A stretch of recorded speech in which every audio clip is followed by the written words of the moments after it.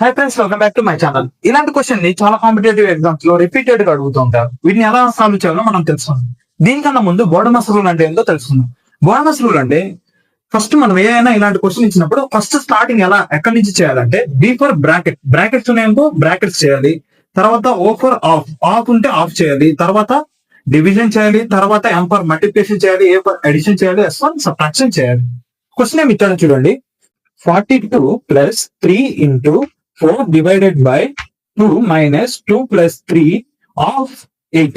Okay, ఇప్పుడు మనం ఏం చేద్దామంటే ఫస్ట్ ఏం చేయాలి, బి ఫర్ బ్రాకెట్, బ్రాకెట్ లోనే చేయాలి. అంటే ఎంత 2 plus 3 ఎంత 5.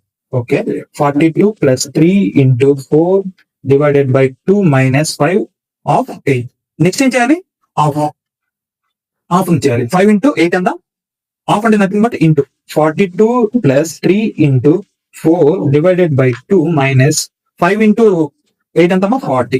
ఓకే, నెక్స్ట్ ఏం చేయాలి, హాఫ్ కూడా అయిపోయింది. నెక్స్ట్ డివిజన్ చేసుకోవాలి. డివిజన్ అంటే 4 divided by 2 చేస్తే ఎంత వస్తుంది మనకు, 2 వస్తుంది కదా. 2 1s 2 2s.